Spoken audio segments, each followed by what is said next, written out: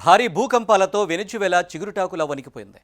2 వరుస శక్తివంతమైన భూకంపాల తాకిడికి 32 మంది మృతి చెందారు. మరో 700 మందికి పైగా గాయపడ్డారు.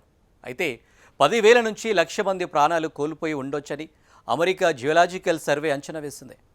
ఇంతటి ప్రాణనష్టం జరగకుండా ఉంటే బాగుండు అని పౌర సమాజం కోరుకుంటుంది. అవసరమైన అన్ని రకాల సహాయాన్ని అందించేందుకు అమెరికా సిద్ధంగా ఉందని ఆ దేశ అధ్యక్షుడు ట్రంప్ భరోసా ఇచ్చారు. మన ప్రధాని మోదీ కూడా తీవ్ర దిగ్భ్రాంతి వ్యక్తం చేశారు. ఇంతకీ ఈ భూకంపాలకు కారణాలేంటి? Watch this HMTV special story.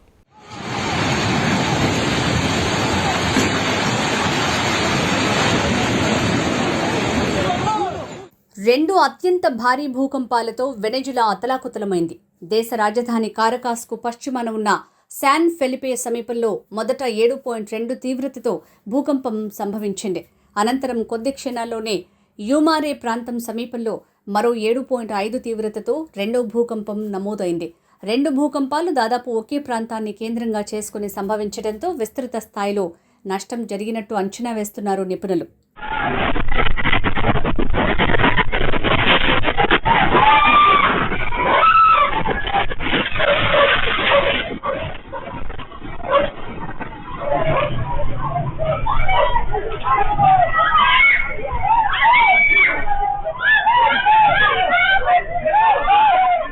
భూకంపాల తీవ్రతకు కారకాస్తో పాటు పలు ప్రాంతాల్లో భవనాలు కుప్పకూలిపోయాయి.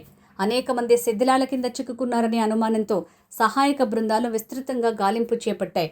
గాయపడిన వారిని సమీప ఆసుపత్రులకు తరలిస్తున్నారు. పలు ప్రాంతాల్లో విద్యుత్ సమాచార వ్యవస్థలు కూడా దెబ్బతిన్నట్టు సమాచారం. భారీ భూకంపాల నేపథ్యంలో వెనిజులా తాత్కాలిక అధ్యక్షురాలు డెల్సీ రోడ్రిగెజ్ అత్యవసర పరిస్థితిని ప్రకటించారు. భూకంపంలో తమ కుటుంబ సభ్యులను కోల్పోయిన వారికి ఆమె సానుభూతి తెలిపారు.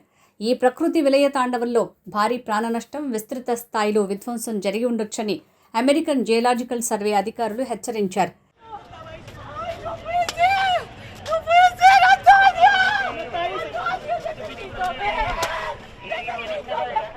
ఈ విపత్కర పరిస్థితుల్లో అమెరికా అండగా నిలుస్తామని డొనాల్డ్ ట్రంప్ ప్రకటించారు. వెనిజులాకు అత్యవసర సాయాన్ని అందించేందుకు అమెరికా ఇప్పటికే కసరత్తు ప్రారంభించింది. అమెరికా విదేశీ సహాయ విభాగం ఆధ్వర్యంలో ప్రత్యేక విపత్తు సహాయక బృందం టాస్క్ ఫోర్స్ని ఏర్పాటు చేశారు.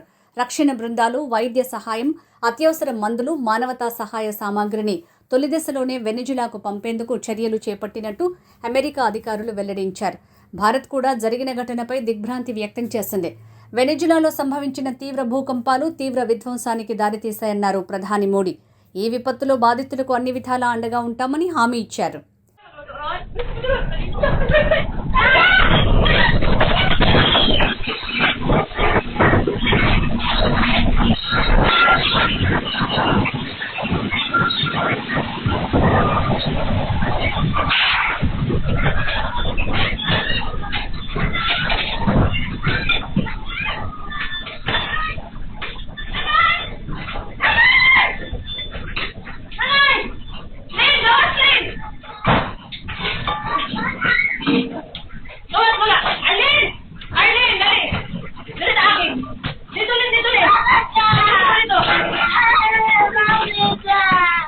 వెనిజులా దేశం కరేబియన్ ప్లేట్, దక్షిణ అమెరికా ప్లేట్ అనే 2 ప్రధాన టెక్టోనిక్ ప్లేట్ల సరిహద్దుల్లో ఉండటం వల్ల ఇక్కడ తరచూ భారీ భూకంపాలు సంభవిస్తాయని భూగర్భ శాస్త్ర నిపుణులు అంచనా వేస్తున్నారు. వెనిజులా ప్రధాన భూభాగం దక్షిణ అమెరికా ప్లేట్పై ఉండగా దాని ఉత్తర తీర ప్రాంతం కరేబియన్ ప్లేట్ సరిహద్దును తాకుతూ ఉంటుంది. కరేబియన్ ప్లేట్ ప్రతి ఏటా సుమారు 20 మిల్లీమీటర్ల వేగంతో తూర్పు వైపునకు కదులుతూ దక్షిణ అమెరికా ప్లేట్తో ఘర్షణ పడుతుంది.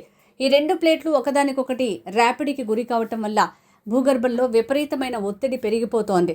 ఈ ప్రాంతంలో రాళ్లు భూగర్భ చీలికల వెంబడి ఒకదానికొకటి క్షితిజ సమాంతరంగా ఇరువైపులా దూసుకుపోతాయి. దీనినే సాంకేతిక పరిభాషలో స్ట్రైక్ స్లిప్ ఫాల్జింగ్ అంటారు. ఈ క్రమంలో పేరుకుపోయిన ఒత్తిడి ఒక్కసారిగా విడుదలైనప్పుడు తీవ్రమైన భూకంప తరంగాలు పుడతాయి.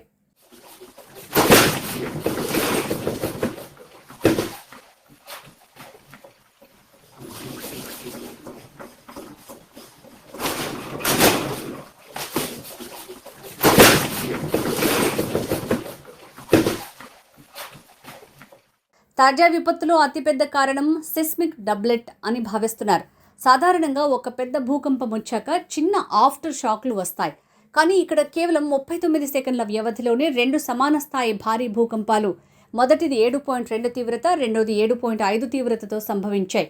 మొదటి భూకంపం వల్ల ఏర్పడిన భూపటల స్థానభ్రంశం దాని పక్కనే ఉన్న మరో ఫాల్ట్ లైన్పై ఒత్తిడిని ఒక్కసారిగా పెంచింది.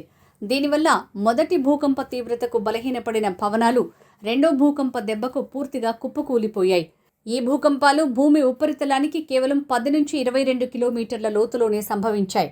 భూకంప కేంద్రం భూమికి ఇంత దగ్గరగా ఉండటం వల్ల అది విడుదల చేసిన వినాశకర శక్తి ఏమాత్రం తగ్గకుండా నేరుగా నగరాలపై తీవ్ర ప్రభావం చూపించింది.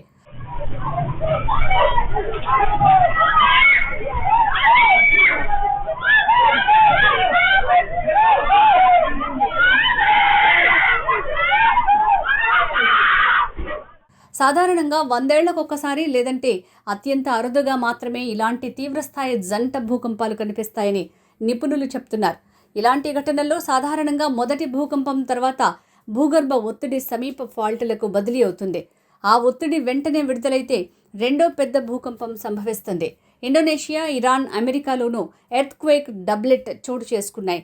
అయితే వెనిజులాలో ఈసారి కేవలం 39 సెకండ్లలోనే 2 భారీ ప్రకంపనలు రావటం భూమి లోపల ఉన్న ఒత్తిడి ఎంత అస్థిరంగా ఉందో చూపిస్తోందన్నారు శాస్త్రవేత్తలు.